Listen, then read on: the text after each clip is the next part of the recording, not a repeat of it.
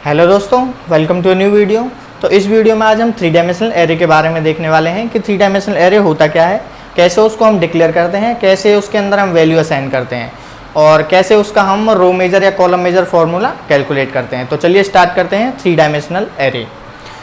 तो an array which represent three dimensional data are called three dimensional array. एक ऐसा array जो कि आपके थ्री डायमेंशनल डेटा को रिप्रेजेंट करने के लिए यूज किया जाता है, उसको हम क्या कहते हैं, थ्री डायमेंशनल एरे कहते हैं। तो मैंने यहाँ पर एक एग्जांपल लिया है। Let us consider two classes. कोई भी एक स्कूल है, उसके अंदर कितनी भी क्लासेज हो सकती हैं, तो मैंने यहाँ पर टू क्लासेज ली हैं। एवरी क्लास हैज 4 सेक्शन और हर क्लास के अंदर आपके 4 सेक्शंस हैं and every section there are some boys girls and other. और हर सेक्शन के अंदर कुछ आपके लड़के हो सकते हैं, कुछ लड़कियां हो सकते हैं, कुछ अदर्स हो सकते हैं। उनको मैंने यहाँ पर 2 मैट्रिक्सेस के थ्रू रिप्रेजेंट किया है। तो मैंने क्लास 1 के अंदर क्या किया है कि 4 सेक्शन लिए हैं और उसके अंदर कुछ मेल होंगे, फीमेल होंगे और अदर्स होंगे। इसी तरीके से मैंने क्लास 2 लिया है, उसके अंदर आपके 4 सेक्शन हो गए ABCD और कुछ मेल हो गए, कुछ फीमेल हो गए और कुछ अदर्स हो गए। तो ये आपका थ्री डायमेंशनल डेटा हो गया कि 2 आपके पास क्लासेज हैं, हर क्लास के अंदर 4 सेक्शन हैं और हर सेक्शन के अंदर कुछ मेल हैं, फीमेल हैं और अदर्स हैं। तो इसको हम थ्री डायमेंशनल एरे के थ्रू कैसे रिप्रेजेंट कर सकते हैं, तो वो हम कैसे रिप्रेजेंट करेंगे। तो जब हम एरे क्रिएट करते हैं तो सबसे पहले क्या लिखते हैं, उसका डेटा टाइप लिखते हैं। मीन्स जिस तरीके की एरे वैल्यू कंटेन करेगा तो वो उसी तरीके का उसका डेटा टाइप होगा। तो यहाँ पर हमारे वैल्यूज़ कैसी हैं, आपकी इंटीजर है, तो मैंने इंट डेटा टाइप ले लिया। उसके बाद हम एरे का नाम लिखते हैं और उसके बाद हम क्या लिखते हैं, डायमेंशंस। तो सबसे पहले हमने फर्स्ट डायमेंशन क्या ली, 2, क्योंकि हमारे पास कितनी क्लासेज हैं, 2 क्लासेज हैं। उसके बाद क्या लिया हमने 4, क्योंकि हर क्लास के अंदर आपके 4 सेक्शन हैं, तो 4 हो गया। उसी तरीके से जो आपके जो क्लासेज के अंदर जो सेक्शंस हो गए, हर सेक्शन के अंदर आपके 3 कैटेगरी हो सकती हैं, या तो मेल, फीमेल और अदर्स। तो मैंने यहाँ पर थर्ड डायमेंशन क्या हो गई, आपकी 3 हो गई। तो ये आपका थ्री डायमेंशनल एक एरे हो गया। अब देखते हैं कि इस थ्री डायमेंशनल एरे के अंदर हम कैसे वैल्यू असाइन करते हैं। तो इसके अंदर हम वैल्यू असाइन करने के लिए क्या कर सकते हैं। तो सबसे पहले मैंने यहाँ पर क्या किया है, एक एरे लिया है, यही एरे मैं यूज करने वाला हूँ। इसके अंदर अगर मान लीजिए मैं सिंपली क्या करता हूँ, करली ब्रेसेस लिख देता हूँ, तो क्या होगा, आपकी जो ये लोकेशन है इन सभी की जगह पर क्या आ जाएगा, 0 हो जाएगा, क्योंकि यहाँ पर हमने सिर्फ क्या किया है, करली ब्रेसेस लिखी है। मीन्स उसके अंदर कोई भी एलिमेंट्स नहीं लिखा है। अगर मान लीजिए इसके अंदर मैं कुछ एलिमेंट्स लिखता, तो जो एलिमेंट्स लिखता उनकी जगह पर तो वो एलिमेंट्स जाते और जो अदर एलिमेंट्स बच जाते उनकी जगह पर क्या होता, हमारा 0 चला जाता। अगर मान लीजिए मैं इसको सिर्फ डिक्लेयर करता तो क्या होता, आपको पता होगा, जब हम एरे को सिर्फ डिक्लेयर करते हैं तो क्या होता है, सभी लोकेशंस पर गार्बेज वैल्यू असाइन हो जाती है। लेकिन यहाँ पर मैंने क्या किया है, करली ब्रेसेस जैसे इसको इनिशियलाइज किया है, तो सभी की जगह पर क्या चला जाएगा, 0, असाइन 0 टू एवरी लोकेशन। दूसरा तरीका क्या है, मान लीजिए हम अपने थ्री डायमेंशनल एरे के अंदर इस डेटा को इनिशियलाइज करना चाहते हैं, तो हम पहला क्या कर सकते हैं कि आप जो हमारे मैट्रिसेस के अंदर जो डेटा लिखा हुआ है उसको रो बाय रो आप मेन ब्लॉक के अंदर डाल दीजिए। तो मेरा यहाँ से लेकर यहाँ तक ये मेन ब्लॉक हो गया। मैंने क्या किया है, पहले 20, 10, 3, तो 20, 10, 3, 30, 25, इस तरीके से मैंने इन दोनों मैट्रिक्सेस का डेटा डाला है। तो इससे क्या होगा, आपका ये इस तरीके का थ्री डायमेंशनल एरे क्रिएट हो जाएगा। तो आप इस तरीके से भी जो एरे को इनिशियलाइज कर सकते हो। दूसरा तरीका क्या है कि जो हम जनरली पहले से यूज करते आ रहे हैं, तो सबसे पहले हम क्या करेंगे, हमारा ये आउटसाइड जो हो गया, ये हमारा मेन ब्लॉक तो होता ही होता है। फिर हम सबसे पहले क्या करेंगे, 2 ब्लॉक क्रिएट करेंगे, क्योंकि हमारे पास 2 क्लासेज हैं। तो जैसे कि आप यहाँ पर देख पा रहे हो 2, तो मैंने क्या किया, एक यहाँ से लेकर यहाँ तक एक ब्लॉक ये हो गया, एक ब्लॉक ये हो गया, तो 2 ब्लॉक हो गए। अब हर ब्लॉक के अंदर हमें क्या करना है, 4 सेक्शन बनाने हैं। तो हर ब्लॉक के अंदर मैंने क्या किया, 4 आपके ब्लॉक बना दिए, पहला ब्लॉक, दूसरा ब्लॉक, तीसरा ब्लॉक, चौथा ब्लॉक। इसी तरीके से इसके अंदर एक ब्लॉक ये हो गया, एक ये हो गया, एक ये हो गया, एक ये हो गया। और हर ब्लॉक के अंदर हमने क्या किया है, 3 एलिमेंट्स डालने, मीन्स 3 कॉलम्स होंगी। तो मैंने क्या किया, 20, 10, 3, तो ये 3 एलिमेंट्स डाली, मीन्स 3 कॉलम हो गई, 1, 2, 3। तो इसी तरीके से मैंने इन सभी एलिमेंट्स को डाल दिया है। तो दूसरा तरीका क्या है, आप इस तरीके से भी एरे को इनिशियलाइज कर सकते हो। या तीसरा तरीका क्या है कि आप इसको लूप के थ्रू भी इनिशियलाइज कर सकते हो। आपको 3 लूप बनाने होंगे, पहला आपको ब्लॉक चेंज करने के लिए और दूसरा आपको ये आपका सेक्शन के लिए जो आपकी रो होंगे, और तीसरा क्या होगा आपका कॉलम के लिए। तो 3 आप लूप के थ्रू इसको इनिशियलाइज कर सकते हो। वो आप खुद भी ट्राई करके देखना, अगर आपको कोई प्रॉब्लम होती है तो मैं इसके लिए एक अलग से वीडियो बना दूंगा, तो वहाँ पर आप देख सकते हो कि कैसे हम 3 डायमेंशनल एरे को क्रिएट करते हैं और उसको इनिशियलाइज करेंगे लूप के थ्रू, और इस तरीके से भी हम देखेंगे कि कैसे उसको हम इनिशियलाइज करते हैं। तो ये तो हो गया आपका एरे के इनिशियलाइजेशन के बारे में कि कैसे उसको हम इनिशियलाइज करते हैं। अब देखते हैं कि कैसे हम जो एरे के एलिमेंट्स होते हैं, जब एरे आपका एग्जीक्यूट होगा तो उसको मेमोरी कहाँ पर मिलेगी आपके, स्पेस कहाँ पर मिलेगा आपका, मेमोरी के अंदर मिलेगा। अब कैसे वो आपके एलिमेंट्स मेमोरी के अंदर से एक्सेस होंगे तो उसको देखते हैं। तो मान लीजिए मैं यहाँ पर एग्जांपल के लिए, तो मैंने यहाँ पर क्या किया है कि ये हमारा एरे था 3 डायमेंशनल एरे, तो इसके अंदर हमारे एलिमेंट्स जो मैंने ये डाले थे, जब भी हमारा एरे एग्जीक्यूट होगा तो ये मेमोरी के अंदर स्पेस ऑक्यूपाई करेगा। अब जो आपका एरे है या तो वो रो बाई रो स्टोर हो सकता है या फिर कॉलम बाई कॉलम स्टोर हो सकता है। तो the above data can be stored as row by row and column by column, जो कि आपको पता होगा। तो मैंने यहाँ पर क्या किया है, जो हमारा एरे है मैंने उसको रो बाई रो स्टोर किया है। मीन्स सबसे पहले मैंने ये वाला जो रो स्टोर किया है, फिर ये वाली रो स्टोर की है, फिर ये वाली रो स्टोर की है, फिर ये वाली रो स्टोर किया है। तो जैसा कि आप देख पा रहे हो 20 10 3 इस तरीके से मैंने यहाँ तक ये फर्स्ट वाली मैट्रिक्स स्टोर हो गई रो बाई रो, फिर इसके बाद ये आपकी सेकंड मैट्रिक्स स्टोर हो गई रो बाई रो। आप चाहो तो इसको कॉलम बाई कॉलम भी स्टोर कर सकते हो।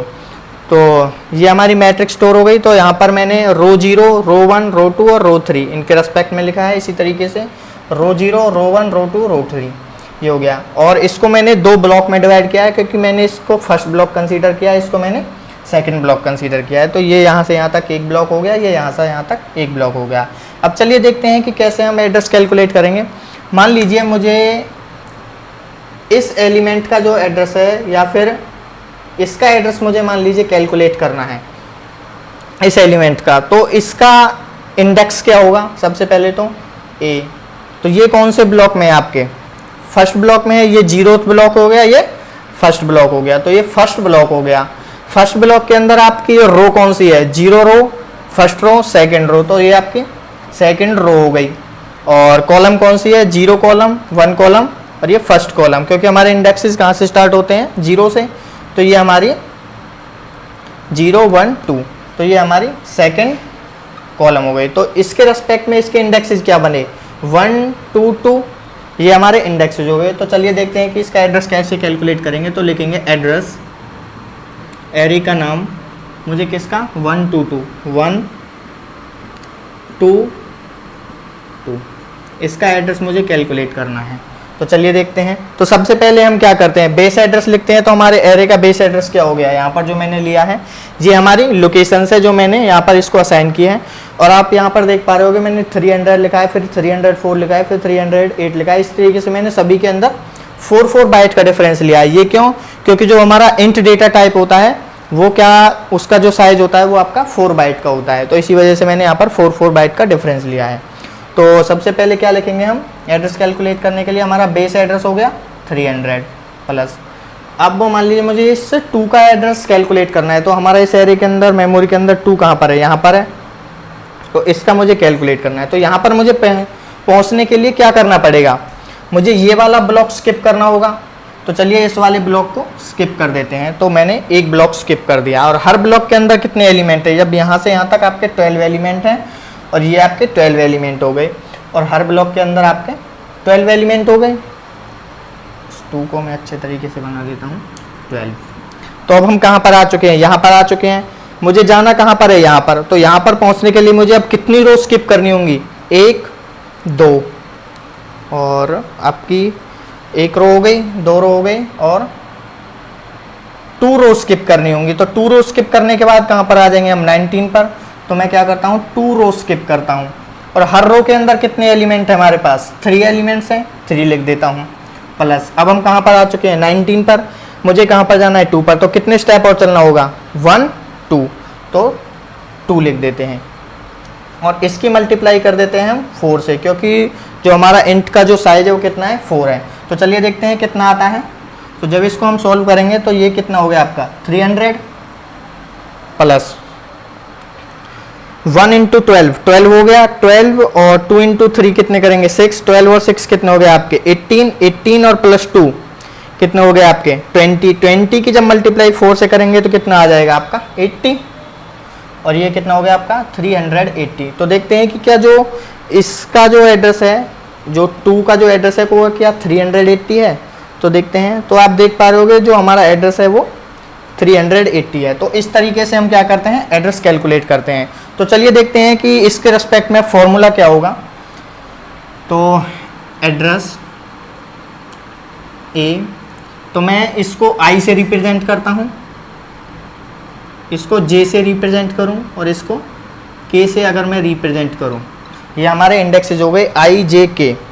और अगर मैं मान लीजिए जो हमारा बेस एड्रेस है उसको मैं बी नोट से रिप्रेजेंट करूँ तो 300 की जगह पर क्या आ जाएगा, ये बी नोट हो गया प्लस इनटू ये हमारा यहाँ पर 1 था तो यहाँ पर भी हमने 1 लिखा था, तो ये हमारा क्या हो गया, ये आई हो गया आई इंटू, अब हमारा आ जाता है 12। तो मान लीजिए हम क्या करते आए थे जब हमने 2 डायमेंशनल एरे किया था, इसको हम रो मानते थे, इसको कॉलम मानते थे, लेकिन अब हमारे पास क्या है 3 डायमेंशनल एरे है। अब हम किसको रो माने किसको कॉलम माने, तो यहाँ पर हमारे पास कन्फ्यूजन प्रॉब्लम होती है, कन्फ्यूजन की प्रॉब्लम अराइज होती है। तो हम क्या करते हैं कि इसको मैं D1 मान लेता हूँ, इसको D2 मान लेता हूँ, इसको D3, मीन्स इसकी डायमेंशन D1, इसकी डायमेंशन D2, इसकी डायमेंशन D3। तो हम अब क्या कर सकते हैं, तो ये आई हो गया इंटू, अब 12 जो है 12 को हम क्या लिख सकते थे 4 इंटू 3, इसको हम 12 को 4 इंटू 3 लिख सकते थे। 4 मीन्स D2 और 3 मीन्स D3, ये हो गया प्लस, इसी तरीके से ये हमारा क्या हो गया 2, ये J हो गया इंटू 3 क्या था हमारा D3, ये डायमेंशन हो गई आपकी D3 प्लस ये आपका K हो गया, और इनटू हमारा वर्ड साइज अगर हम W से डिनोट करें तो ये हमारा क्या हो जाता है, ये हमारा फॉर्मूला हो गया। ये फॉर्मूला कैसा हुआ हमारा रो मेजर फॉर्मूला, क्योंकि हमने जो एरे को स्टोर किया था वो रो बाई रो स्टोर किया था, तो ये रो मेजर।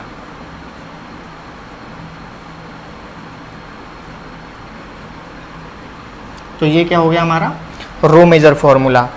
तो इस तरीके से हम इसके रिस्पेक्ट में फॉर्मूला लिखते हैं। तो आप यहाँ पर एक चीज़ नोटिस करो, ये फॉर्मूला आखिरकार काम कैसे कर रहा है। तो आप यहाँ पर नोटिस करोगे अगर मैं आई जो इंडेक्स है अगर मैं उसकी मल्टीप्लाई कर दूँ, जो आई जो इंडेक्स है वो किस डायमेंशन के रेस्पेक्ट में है, ये आपके D1 के रेस्पेक्ट में है, जो J इंडेक्स है आपके D2 के रेस्पेक्ट में है, और K इंडेक्स जो है आपके इसके D3 के रेस्पेक्ट में है। अगर मैं आई की मल्टीप्लाई कर दूँ, जो बाकी की जो आपकी डायमेंशन बचेंगी, क्योंकि आई तो आपका D1 के रेस्पेक्ट में हो गया, आपका क्या बचा फिर D2 और D3, तो आई के बाद आपका D2 और D3। तो इस तरीके से अगर मैं इसकी मल्टीप्लाई कर दूँ प्लस, फिर क्या आ गया हमारा J, तो J के बाद कौन सी डायमेंशन बनेगी, J तो आपका D2 के रेस्पेक्ट में हो गया तो D3 बचा, तो J इंटू D3 कर दूँ प्लस K। अब K किसके रेस्पेक्ट में हो गया D3 के रेस्पेक्ट में, K के बाद कोई डायमेंशन नहीं बची तो मैं K को सिंपली लिख देता हूँ, और उसकी मल्टीप्लाई अगर मैं W से कर दूँ तो ये क्या हो गया हमारा रो मेजर फॉर्मूला। तो ये काम कैसे कर रहा है, ये हमारा लेफ्ट टू राइट, तो ये हमारा कैसे काम कर रहा है लेफ्ट टू राइट, पहले I फिर उसके बाद J, उसके बाद J और उसके बाद K हो गया। तो ये हमारा हुआ इस तरीके से रो मेजर फॉर्मूला। अगर आप चाहो कि कॉलम मेजर फॉर्मूला कैसे कैलकुलेट करें तो ये मैं आपके लिए छोड़ता हूँ कि आपको क्या करना है, जो आपका एरे है उसको कॉलम बाई कॉलम उसको इस तरीके से स्टोर कर लेना और आप देखना कि क्या फॉर्मूला आता है। तो मैं वहाँ कॉलम मेजर जो फॉर्मूला है वो मैं यहाँ पर डायरेक्ट लिखने वाला हूँ। तो कॉलम मेजर फॉर्मूला क्या होगा, जो आपका रो मेजर फॉर्मूला है वो लेफ्ट टू राइट चलता है, लेकिन जो आपका कॉलम मेजर फॉर्मूला होगा वो आपका राइट टू लेफ्ट चलेगा। और वो कैसे होगा तो देखते हैं, एड्रेस ए ऑफ आई, ये J हो गया और ये K हो गया। यदि मुझे इसका एड्रेस कैलकुलेट करना हो तो क्या होगा, ये हमारा B नोट बेस एड्रेस हो गया प्लस, अब जो हमारा कॉलम मेजर फॉर्मूला वो क्या कैसे काम करेगा, राइट टू लेफ्ट। तो सबसे पहले क्या करेंगे हम, K हो गया, K किसके रेस्पेक्ट में हो गया D3 के रेस्पेक्ट में, तो लेफ्ट डायमेंशन क्या बची D2 और D1।